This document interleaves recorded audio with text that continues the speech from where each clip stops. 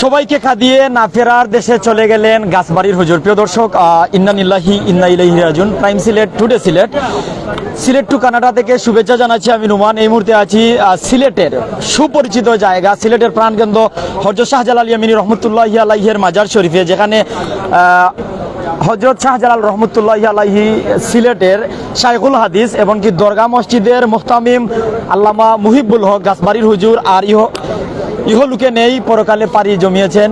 আগে যা বলেছিলাম, ইন্না লিল্লাহি ইন্না ইলাইহি রাজিউন। আজকে মাগরিবের নামাজের সময় অজু করেছেন, শরীর অস্বস্তিকর অবস্থায় নামাজ পড়েছেন। নামাজের পরেই শরীর যখন বেশি সমস্যা করছিল, এখানে স্থানীয় যারা আছেন বা এখানে দায়িত্বে যারা খাদিমগণ রয়েছেন, তারা হুজুরের ছেলেকে ফোন করেছেন। ফোন করার পরেই সাথে সাথে হুজুরকে চিকিৎসার জন্য Sylhet MAG Usmani medical college হসপিটালে নিয়ে যাওয়ার পথে আলিয়া মাদ্রাসার সম্মুখ প্রান্তেই শেষ নিঃশ্বাস ত্যাগ করেন। মেডিকেল যাওয়ার পর কর্তব্যরত চিকিৎসক জানান দেহে আর প্রাণ নেই। কত দুঃখজনক ব্যাপার। আসলে আমরা হাজার হাজার আলিমদের উস্তাদ হারালাম। উনার জানাজা আগামীকালকে জুহরের নামাজের পর সিলেটের শাহিদগাহ মাঠে 2টার পর। যারা জুহরের নামাজ সিলেটে পড়বেন, আমরা হুজুরদের কাছ থেকে জেনে নিব। আসসালামু আলাইকুম হুজুর। আসলে হাজার হাজার আলিমদের উস্তাদ আমরা হারাইছি, আর কোন সময় হুজুর শেষ নিঃশ্বাস ত্যাগ করছেন? আসরের নামাজ পড়ছেন, নামাজের মাগরিবের নামাজের অজু করিয়া প্রধান রুমে আসছিলেন। আর রুমে আসিয়া বসার পরে অনেকটা শরীরে অসুবিধা করছে, তার ছেলের খবর করছেন। করার পরে তার ছেলের নামাজের পরে আসছেন, আসার পরে তাকে নিয়ে যাওয়ার পরে জানাজা কোন সময়? সিলেট সরকারি আলিয়া মাদ্রাসার পাশাপাশি যাওয়ার পরে তার মানে হাজার হাজার আলিমদের উস্তাদ জানাজা হবে সিলেট কালকে শাহিদগাহ মাঠে 2:30। জীবনী নিয়ে কিছু কইবানি, হুজুরের জীবনী নিয়ে আপনার জানা মতে? আসসালামু আলাইকুম রাহমাতুল্লাহ। হযরত গাছবাড়ি হুজুর রহমতুল্লাহ আলাইহি শুধু আমাদের সিলেটের না, পুরা তথা বাংলাদেশের মুরব্বী, হেফাজতে ইসলাম বাংলাদেশের উনি সিলেট বিভাগের আমির, ঐতিহ্যবাহী দরগা মাদ্রাসার প্রধান মুহতামিম ও শাইখুল হাদিস ও প্রধান মুফতি। হুজুর আজকে বাদ মাগরিব ইন্তেকাল করেছেন। হুজুর রহমতুল্লাহ আলাইহির জন্ম হয়েছে 1947 ইংরেজিতে কানাইঘাটে ওনার জন্ম হয়েছে। এরপরে উনি প্রাথমিক শিক্ষা ওই কানাইঘাটের ওনার এলাকার মাদ্রাসায় পড়াশোনা করছেন, মাজাহিরুল উলুম মাদ্রাসায়। এরপরে আপনার ওই দরগা মাদ্রাসার মধ্যে উনি মিশকাত, জালালাইন এবং মিশকাত এই 2 জামাত পড়াশোনা করছেন।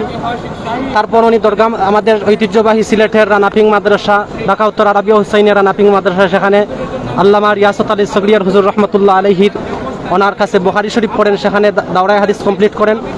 এরপরে আবার উনি মঈনুল ইসলাম হাটাজারি মাদ্রাসায় উনি দাওরায়ে হাদিস আল্লামা আব্দুল কাইয়ুম রহমতুল্লাহ আলাইহির কাছে বুখারী শরীফ পড়েন। এরপরে উনি 4 বছর সিলেটের দরগায় আসার পূর্বে অন্য একটি মাদ্রাসাতে শিক্ষকতা করেন। মৃত্যুর আগ পর্যন্ত উনি দরগা মাদ্রাসার মুহতামিম ও শাইখুল হাদিস হিসাবে ছিলেন। উনি আমাদের কাছ থেকে কিছু সময় আগে ইন্তেকাল করেছেন। ওনার বিশেষ একটি গুণ হচ্ছে, সবচেয়ে বড় গুণ হচ্ছে, উনি এত বড় আলিম হওয়া সত্ত্বেও উনি অত বিনয়ী ছিলেন। যে ধরনের ছোট থেকে ছোট, বড় থেকে মানুষ ওনার কাছে আসুক, সম্মান ইজ্জত পায়। উনি ছোট মানুষকেও কাছে নেন। আমরা ওনার কাছে যখন আসতাম তখন উনি এমনভাবে আমাদের সাথে মিশতেন যে উনি এত বড় আলেম ছিলেন, এত বড় মাপের আলেম ছিলেন, বোঝাই যেত না। গতকাল জোহরের পরে ওনাকে দেখছি, উনি এই শিক্ষক মিলনে ছিলেন। আজকে উনি আমাদের কাছ থেকে চলে গেছেন। কিছুক্ষণ আগে উনি দামাত বারাক অধ্যম ছিলেন, এখন রহমতুল্লাহ আলাইহি হয়ে গেছেন। আমরা দেশবাসী সবার কাছে ওনার জন্য দোয়া চাই। আমরা সবাই দোয়া করি আল্লাহ তাআলা ওনার জানাজা আগামীকাল শাহিদগাহ মাঠে 2:30 সময় জানাজা হবে। শাহিদগাহতে, সিলেটের ঐতিহ্যবাহী শাহিদগাহ, কোনো জায়গায় জানাজা হবে না, আর কোথাও জানাজা হবে না। আর আমরা সবাই ওনার কাছে ওনার জন্য দোয়া করি, আল্লাহ তাআলা ওনাকে জান্নাতুল ফেরদাউসের আলা মাকাম নসিব করেন। লুকে লুকারণ্য শাহজালাল ইয়ামিনী রহমতুল্লাহি আলাইহির মসজিদ মাদ্রাসার সম্মুখ প্রান্ত। শাহজালাল দরগায়ে হযরত শাহজালাল রহমতুল্লাহি আলাইহি মাদ্রাসার মুহতামিম ছিলেন উনি, মুহিবুল হক গাছবাড়ি হুজুর। এমনকি হযরত শাহজালাল রহমতুল্লাহি আলাইহির শাইখুল হাদিস আল্লামা মুহিবুল হক না ফেরা দেশে চলে গেছেন। শোনার পরেই কিন্তু হাজার হাজার ধর্মপ্রাণ মুসল্লিরা, ভক্ত আশিকানরা যারা উনাকে চিনেন, জানেন, উনার কাছ থেকে অনেক সময় কিন্তু দোয়া নিয়েছেন, উনার পিছনে নামাজ পড়েছেন, উনার কাছে উনার সন্তানদের পড়তে দিয়েছেন। তারা কিন্তু এখানে এক নজর দেখতে এসেছেন হুজুরকে। আগামীকালকে 2টার পর হুজুরকে আগামীকাল 2টার পর হুজুরকে শাহিদগাহ, সিলেটের ঐতিহ্যবাহী শাহিদগাহ মাঠে কিন্তু জানাজা করা হবে। যারা জানেন, চিনেন, প্রত্যেক আসবেন, এমনকি হুজুরের জন্য দোয়া করবেন। একজন ভালো মানুষের বিদায়, হাজার হাজার আলিমদের উস্তাদ আমরা হারিয়েছি। এরকম মানুষের বিদায় মানে আসলে আমরা যত দিন যাচ্ছে কিয়ামত এগিয়ে আসছে, ভালো মানুষদের আমরা হারাচ্ছি। যারা আমাদের চ্যানেল পর্দায় যুক্ত আছেন, প্রাইম সিলেটের দর্শক, আসলে লুকারণ্য শাহজালাল রহমতুল্লাহি আলাইহির মাদ্রাসা মসজিদের মাঠ, হাজার হাজার মানুষজন এখানে দেখতে পাচ্ছেন যে এক নজর হুজুরকে দেখার জন্য হাজার হাজার মানুষ সিরিয়াল ধরে এসেছেন, যারা টুডে সিলেট এমনকি প্রাইম সিলেটে কমেন্ট করছেন। আপনাদের কমেন্ট যদিও আমি উত্তর দিতে পারছি না, তবে আপনারা দেখছেন, কমেন্টে কোন এক ভাই জানিয়ে দিবেন সাউন্ড ক্লিয়ার আছে কিনা, আপনারা দেখতে পাচ্ছেন কিনা। হুজুর আসসালামু আলাইকুম, কোন সময় হুজুর শেষ নিঃশ্বাস ত্যাগ করছেন? আমরা সঠিক জানি না, আমরা তো ফেসবুকে দেখছি যে বাড়ি কোন জায়গাতে আপনার? আমার দরকার তো আমার দোকান জি জি। কতটুকু কষ্টের সংকেত। আর আজকে বার্ষিক উরুদ শরীফ ছিল, লাকড়িতুলা উৎসবে হাজার হাজার মানুষজন সিলেটের ঐতিহ্যবাহী মাজারে হযরত শাহজালাল রহমতুল্লাহি আলাইহি এর মাজারে এসেছিলেন। বিভিন্ন জায়গা থেকে অনেক চলে গেছেন, অনেক এখনো আছেন, কিন্তু এই বার্ষিক উরুদ শরীফের দিনে, এমনকি সিলেট বিজয়ের এই দিনে হুজুরের বিদায় কতটুকু কষ্টের সংকেত দিচ্ছে আমরা জানি না। আল্লাহ তাআলা দয়া মায়ায় ডেকে রাখুক সিলেটকে, আধ্যাত্মিক নগরীকে মায়া করুক, দয়া করুক এই সিলেটকে। আসলে দেখি ভাই আমার সামনে দিল। আগামীকাল 2টা 30 মিনিটের সময়, আগামীকাল 2টা 30 মিনিটের সময় শাহিদগাহ ময়দানে অনুষ্ঠিত হবে। সুতরাং আমরা সবাই উনার শেষ জানাজায় অংশগ্রহণ করার জন্য আমি উদাত্ত আহ্বান জানাচ্ছি। আসলে আমরা একটু জানি, আমরা এখন আইছি হুজুরের জানাজা কোন সময় আর কিলা আজকে এই ঘটনাটা হইছে, দয়া করে আমি খুব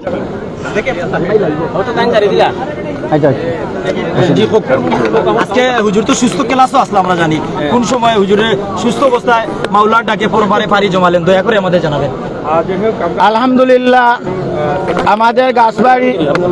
আমাদের গাছবাড়ি হুজুর, উনি যেভাবে ইলিম ছিল, উনার জ্ঞান ছিল, সেভাবে উনার আমলও ছিল। উনি আপনারা দেখেন সিলেট বিভাগের মধ্যে লেখাপড়ার দিক দিয়ে দরগা মাদ্রাসা সবার কাছে স্বীকৃত যে ভালো লেখাপড়া হয়। উনি আলেম হিসাবে যেভাবে যোগ্য ছিলেন, পড়ানিতে ওইভাবে যোগ্য ছিলেন, ছাত্র গঠনে ওইভাবে যোগ্য ছিলেন। উনি আমরা অনেক সময় অনেক প্রোগ্রামে দাওয়াত দিতাম, তো উনি বলতেন বাবা হল তোমরা আন্দোলন করো, সংগ্রাম করো, আমি সংগ্রামী মানুষ, আমি ফোড়াওরা মানুষ। সিলেটি ভাষায় উনি বলতেন আমার ফোড়ানি ছাড়া আমার কোনো কাজ নাই। কেউ যদি ওয়াজের দাওয়াত দিত তাহলে উনি বলতেন আমাদের দেশের ওয়াইজরা আপনারা জানেন বিকাশেও টেকা নেয়, 1 বছর 2 বছর 3 বছর পরের প্রোগ্রাম আগেও নেয়, বায়না নেয়। কিন্তু গাছবাড়ি হুজুরের এই আদত ছিল না। গাছবাড়ি হুজুর বলতেন আমি এশার নামাজ পড়াইয়া ক্লাসে বসবো, আমি দাওরার ক্লাস এশার নামাজ পড়াইয়া 2 ঘন্টা আমি ক্লাস করি, গাড়ি নিয়ে আমার গেইটে থাকবে, আমি ক্লাস করি, যে সময় বাইর হইব তোমার গাড়ি আমি আসবো, আমারে হাত দিয়া তুফা এগুলা দেওয়ার দরকার নাই, গাড়ি ভাড়া দেওয়ার দরকার নাই, যে গাড়ি দিয়ে আমারে নিয়ে যাইবে ওই গাড়ি দিয়ে আবার নিয়ে আসবাই। আর গাছবাড়ি হুজুর যদি ইচ্ছা করতেন তাহলে এই সিলেট শহরে 20 তলা 25 তলা টাওয়ার করার মতো উনার সেই ক্ষমতা ছিল, যোগ্যতা ছিল, কিন্তু উনি এগুলা লোভী ছিলেন না। একবারে নিরহংকার, নির্লোভী একজন সাহাবাওয়ালি আমলওয়ালা মানুষ ছিলেন এই আমাদের মরহুম গাছবাড়ি হুজুর রহমতুল্লাহ আলাইহি। সুতরাং আমার সামনে অনেক সাংবাদিক ভাইরা আজকে কিভাবে কি হলো আমি যতটুকু জানি, আসরের নমাজ উনি পড়েছেন, আসরের মাগরিবের নমাজ পড়েছেন জামাতের সাথে, এবং এর আগে ফোন টোন করছেন অনেকের কাছে।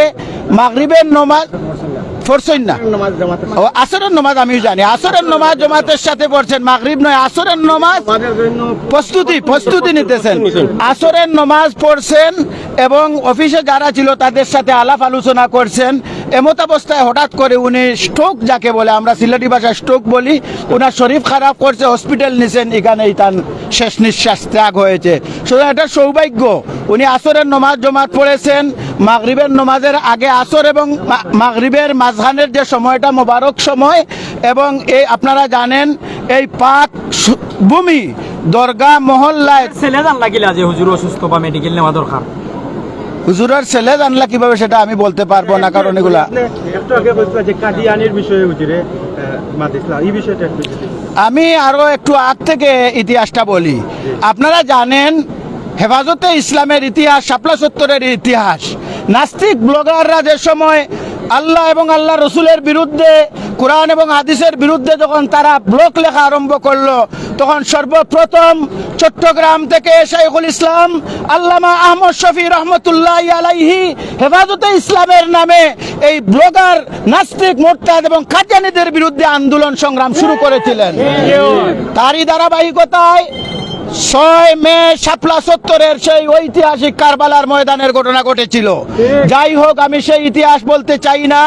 তারই ধারাবাহিকতায় সারা বাংলাদেশের আলেম উলামা 13 মে না, ওই যে শাপলা রাত্রের ঘটনা মে মাসে 5 6 একই দিন আর রাত 2 দিন মিলাইয়া। যাই হোক, এখন আপনারা আরো আগ থেকে যদি বলি, এই সিলেট আলেম উলামার ঘাঁটি, সিলেটের মানুষ, সারা বাংলাদেশের মানুষ সিলেটের মানুষকে মহব্বত করে হযরত শাহজালাল মুজাররদে এমনি রহমতুল্লাহ আলাইহির উসিলায়, হযরত শাহজালাল মুজাররদে এমনি রহমতুল্লাহ আলাইহির স্মৃতি বিজড়িত এই সিলেট বিভাগের মানুষ, আপনি যে কোনো বিভাগে যান, বহির্বিশ্বে যান, সিলেটের মানুষকে মানুষ আলাদা মূল্যায়ন করে, মহব্বত করে।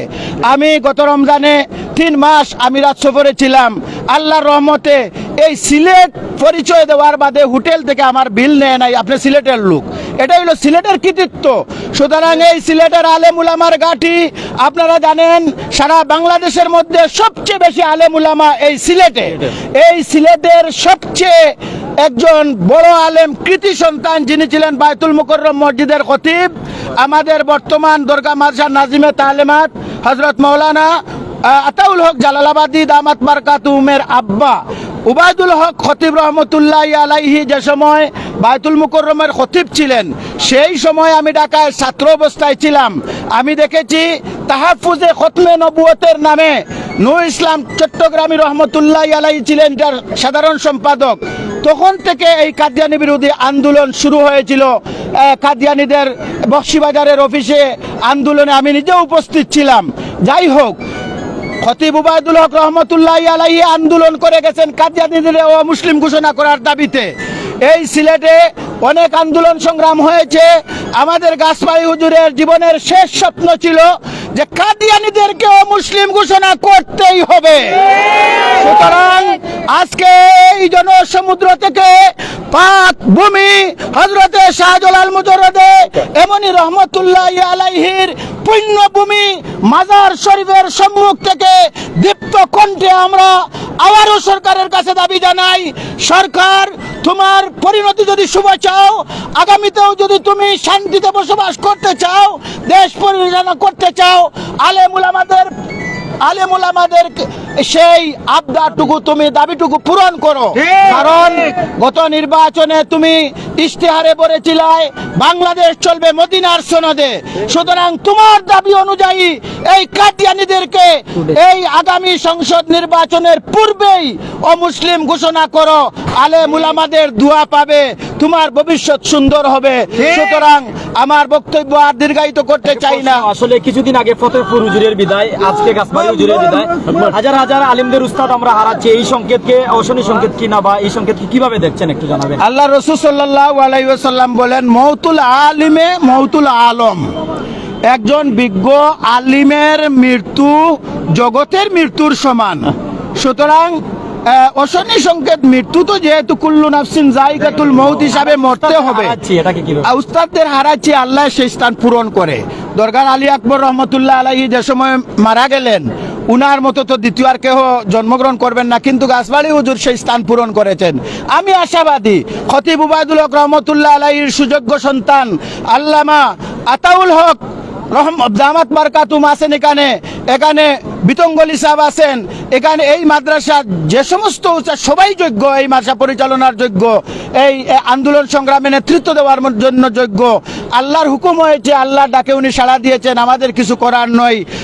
তারপরেও অনেক সময় আমরা বলি একজন মানুষ চলে গেলে তার শূন্যতা পূরণ হয় না। সুতরাং আমাদের আশা এই মাদ্রাসা তার গতিতেই চলবে এবং ইনশাল্লাহ তার স্থান পূরণের জন্য আল্লাহ তার কুদরতিভাবে একজনকে স্থায়ী করে দিবেন।